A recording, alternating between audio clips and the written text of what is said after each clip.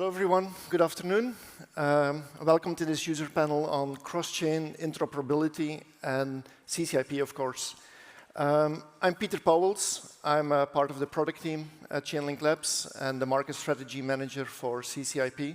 And I'm very delighted to be joined here on stage today with an awesome panel representing very different market segments and use cases. Let me introduce you. We have Benedetto, Volks Finance. Then we have Diego of Flash Liquidity, Richard of Raft Finance, and then last but not least, we have Sebastian of Polychain Monsters. So in July, we have launched CCIP on mainnet in early access. And it has been very busy since, onboarding a lot of new users. And we thought it would be a good opportunity today to introduce you to some of those real-world use cases. What is CCIP being used for on-chain in the real world? And also to explore a bit what are the benefits of taking a protocol cross-chain. We'll also see whether, looking forward into the future, is cross-chain interoperability going to be a prerequisite for success? Basically, can protocols survive in the future in the long run if they are not cross-chain native? And of course, we can't help it, but we will touch upon how CCIP as the interoperability standard will enable all of this. So let's dive in, and maybe we can start with each and every one of you, a brief introduction about yourself and also the protocol you're representing. So thank you very much, and it's great to be here. My name is Benedetto Biondi. I am the CEO of Volks Finance. Volks Finance is currently the largest DeFi app on Algorand, and we offer a full set of DeFi services.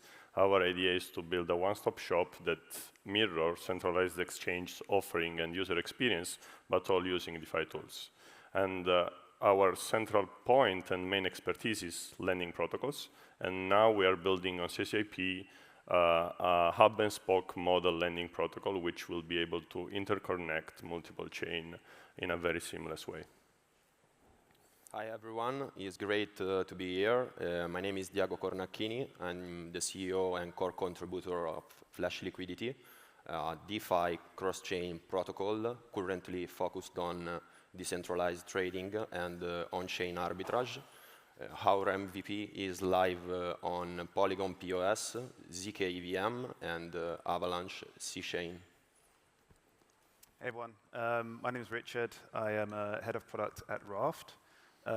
Raft is a protocol, DeFi protocol, that allows you to generate a USD crypto stablecoin backed by liquid staking tokens and other collateral types.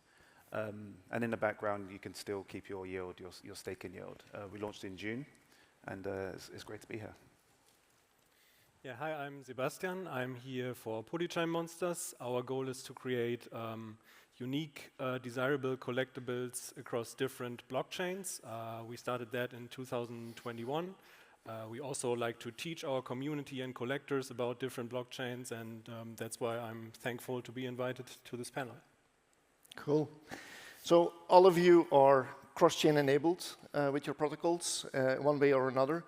Can you describe what is the use case you went cross-chain with, and what was the motivation to go cross-chain with that use case? Maybe Richard, let's start with you. Yeah, sure. So as I mentioned, we launched in June on Ethereum mainnet.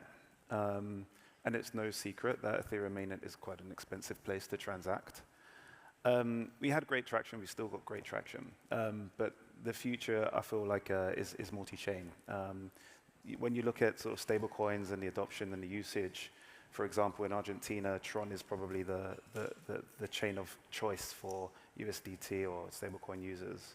And the reason being is because it's a low transaction environment and it's fast transaction times.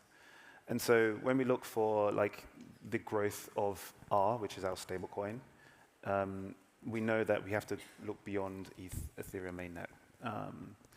And with CCIP, it was the choice of that we made because we trust the team, we trust the tech.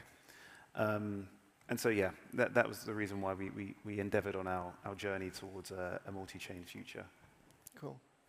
What about you, Diego, and Flash Liquidity? So we are leveraging Chainlink CCIP for multiple purposes. The first one has been building a cross-chain governance solution where proposal from a sourcing can contain operation performed on multiple destination chain and even a combination of token bridging and contracts interaction. We are also leveraging Chainlink CCIP for the creation of native multi-chain digital assets that can be bridged securely to every supported chain by CCIP, and also for the deployment of cross-chain liquidity mining and rewards distribution strategies, where the reward rate is automatically adjusted on various parameters, for example, TVL or generated fees. You didn't start small. There's a lot of use cases at once. Cool. Benedetto, how do you see, what are the biggest benefits by going cross-chain for yourself, your own protocol, but also in general? Yeah, so first of all, as I said, like we launched on Algorand, right? And we stayed for more than a year isolated on this chain. Whether for us was great, the growth, but at some point became limiting, right? Like you have the users that are only on Algorand. So we always wanted to expand this, and when we saw the opportunity of building a native cross-chain app instead than multi-chain, we saw this like a much better way to do so, especially for a lending protocol. And why is that? It's because the way it works, hub and spoke lending, specifically Volks Finance, how we are building it, is that you can collateralize on different chain any asset you hold, so it can be the native asset of the chain, and it makes sense to collateralize there because the liquidation is going to happen on the spoke as well, so it's more efficient. And indeed, we concentrate the liquidity of the stable coin, which is then the borrowed asset mostly, in the hub. So on a side, you have the better efficiency of having the native asset being liquidated on the native chain, which can be the spoke. And on the other side, you have the stable coin, which are concentrated in the hub. So you can have bigger loan with less impact on the utilization ratio of the pool. And as well, there is a much better user experience because the chain that you are using, basically, it's abstracted. So you connect with any supported wallet based on the spokes that we will add. And you don't care on what chain you are transacting, really, because everything is handled behind by CCIP. So that's very big change compared to multi-chain lending protocol. Yeah, cool. Sebastian, you're the only one here representing the NFT and gaming space. How does that work in that segment? What are the key benefits to take a game cross-chain? Yeah, so first of all, what we believe at Polychain Monsters is that in the future we will see more and more real on-chain games, meaning the actual game logic is executed on-chain and not only the NFTs are on-chain. And then we also think that not all games will be on a single chain. I mean, what we are seeing right now with Ethereum expanding to different layer 2s and layer 3s, I think there will be many different chains hosting games. And so we assume there will be demand to communicate between the games. Because when you look at Web 2 games at the moment, collaborations are quite permissioned, right? Like one company needs to contact the other. Maybe can we use your API? Can we fetch your in-game items to our game? But if we think about Web3 games where everything is on-chain, you don't really need the permission to integrate NFTs or like NFT-fied game items to integrate them into your game. And that's where I think we will see a lot of demand to communicate between different chains, maybe bridge in-game items, in-game currencies. And here I think we are still very early, but I see a lot of potential here for CCIP. Okay, cool. So I think we take away liquidity, aggregating liquidity easily, getting accessibility to a larger user base, and also the user experience, which I think is very interesting, that a protocol like CCIP or interoperability between chains on such a low level can impact the user experience to that extent, where a lot of people think user experience is all about front end, but it goes very deep. So maybe let's focus on CCIP for a minute. Why specifically did you choose CCIP? Maybe Diego, let's start with you. Yeah, sure. We decided to choose CCIP because of the security-first approach that Chainlink decided to take, and also because compared to other interoperability solutions, there is a higher level of decentralization. And yeah, basically, I believe that the cross-chain world is a place where you don't want to compromise on security. And so, I mean, it was also super easy to integrate with. That's definitely helpful, but the main driven was security and decentralization. Yeah. Richard, how was it for Raft Finance? I mean, we was talking to Chainlink before CCIP was announced, just through oracles, etc., right? Which is another core sort of service that Chainlink provides. I would echo the same what Diego said, right? Security is top of mind for us. It's no secret that Bridges have had its fair share of vulnerabilities, hacks, and I mean we're confident in Chainlink's architecture, right? Decentralized and more secure than other options out there. And so we don't want to be in a headline in the coming months. Yeah. For that reason, no. So. And I think Chainlink are well aligned with that as well. So that's one of the main reasons. Cool. Anything anyone wants to add? Or? Yeah, I think also the way of Chainlink to connecting to traditional finance, so the Swift connection, it's also very, very important for DeFi, because in general, I believe that DeFi is not going to stay isolated just in the crypto sector, but it will integrate real-world assets and fiat and certain extents. So seeing CCIP already thinking about this and already doing it is also for DeFi a very good bet, to choose such technology. Yeah, that's a good point. That choosing for CCIP gives you over time access to a lot of other protocols, not just in the DeFi or in the gaming space, but into the real world, let's say as well, capital markets, etc. Cool. We've talked a lot about the benefits of going cross-chain interoperability for protocols, whether it's games or DeFi. Based on this, looking into the future, do we expect that cross-chain interoperability is like a prerequisite? Will it be the default for any new protocol to be successful in the future, or do you think protocols can survive on their own chain and be isolated from the rest? Maybe Sebastian, what do you think?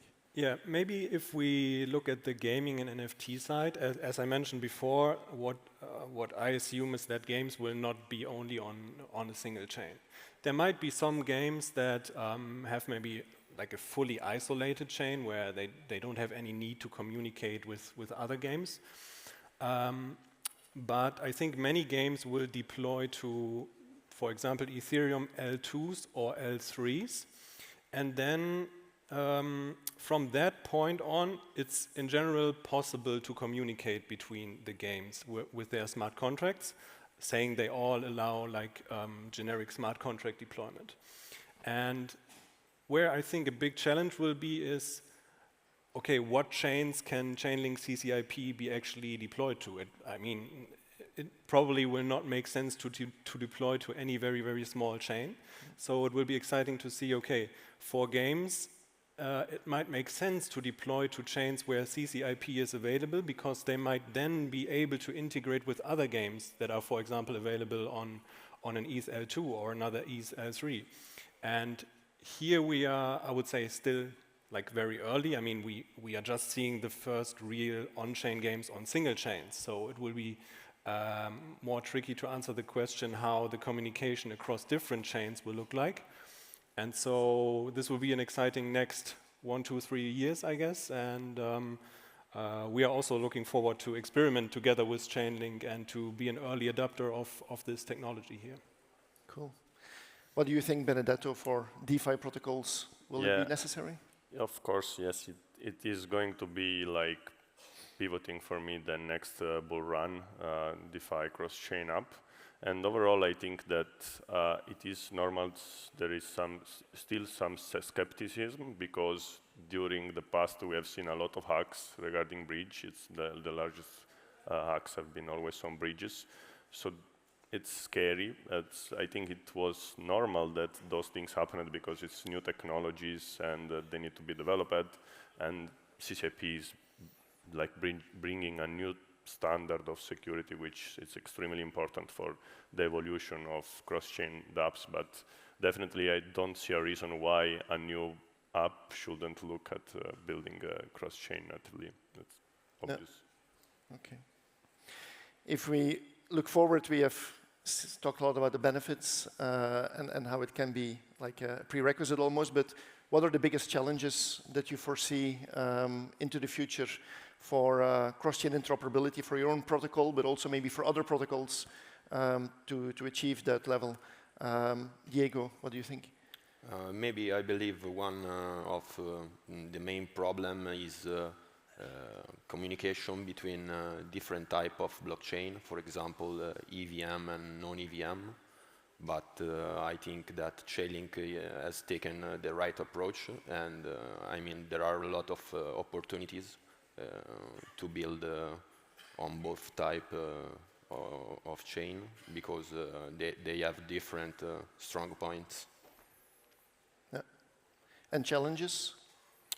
Challenges, I mean, if you are building from the ground up with cross-chain in mind, I think that there are not very big challenges because, I mean, by leveraging Chainlink CCIP, the abstraction of the complexity of cross-chain operations and also the security consideration are managed by CCIP. Cool. Richard, what do you think are the biggest challenges or opportunities, maybe specifically for a stablecoin? Okay, so biggest opportunities I would say are, the new growth of the new user adoption curve and where they will come from. So will they be base users, maybe? Will they be another chain? That's the question and that's the opportunity that I think CCIP allows us to explore very easily. I feel like in a way I was thinking about this the other day. If you think about like Amazon and they have like multiple distribution centers like close to a city, they try to build them as close as they can to like service the needs of those users in the city. It's almost like that, right? We want R to be accessible by anybody across the world. And I think that there will be preferences, right? So maybe there's a bias, an Asian bias or a South America bias to what chain they prefer, or where that chain is marketing or where their presence is. So we want to be accessible no matter what across the world. I think the challenge comes where you can only be as fast as your like lowest finality time almost, right? So if I'm transacting on Solana, which is quite instant or near instant, and then I want to bridge over to say Bitcoin, it's gonna take a while. And as a user, you wouldn't expect that you're used to fast finality, quick transaction time. So I think that's a challenge there that perhaps we need to perhaps overcome. It's a speed security kind of like balance. Do you think for existing blue chip DeFi protocols, they are multi-chain already for some time? They have deployed on all the big chains. Will it be a big effort for them to re-architect themselves to going cross-chain instead of multi-chain? And does R and Raft have an advantage over them maybe? That you can start cross-chain native? I would say yes, we have an advantage, like the David and the Goliath kind of approach. I think a lot of the blue chips, they got like 80% of their value on mainnet in general. And so, if that gives us the 20% to focus on perhaps higher things or other services. What I think about, like in terms of like money and stable coins, is that you could do three things with it. You could spend it, save it, or invest it. And so, we want to make sure that we have enough opportunities in those three things that users can do. And L2s, for example, is more of a better environment to spend, for example, because it's lower transaction costs and faster time. So, yeah, And I think for a stablecoin especially, it's maybe so far the most likely killer app on blockchains. And if you can become a multi-chain liquidity layer, I think it's really a powerful edge for stablecoins. So, cool. Before we wrap up, any advice for maybe the audience, application builders that are thinking of going cross-chain, something that you wish you would have known before you started on this endeavor? It's worth sharing. Maybe Sebastian? So yeah, it's a tricky question. But I would say if we just look at the NFT collectible side of things, I think what do you expect from your NFT as a collectible? It's like longevity in the sense that you want the underlying chain to be there as long as possible, but you also don't want your NFT's security to depend on like bridges that are potentially very vulnerable. And now I think with Chainlink CCIP, it's kind of the first time where the longevity of NFTs is not damaged if you allow them to be bridged across different chains using CCIP. Because, yeah, from my personal opinion, it's the most secure solution I've seen so far for that. And that's why I would encourage projects that are looking to launch NFTs on ETH L2s, specifically to check out CCIP and maybe decide to launch on multiple L2s. Because, yeah, the technical integration is also easy. You can also even contact me for help if you like. Yeah. Cool. Diego, something to add? Yeah, I will say to start building with the cross-chain in mind from the beginning, because I mean it's more easy to start from the beginning instead of trying to retrofit later, because your smart contracts will have to change, your risk management consideration will have to change. So I will say start from the beginning to consider cross-chain, and also given the fact that it's super easy to integrate with CCIP, I mean there's not a technical barrier that's blocking user to start building with cross-chain in mind. Cool. Okay, I think we can wrap it up. Thank you very much to the panel. Thank you for the audience for attending. I think we got a better insight in some of the use cases that are being built with CCIP and the benefits of cross-chain in general. So thank you very much.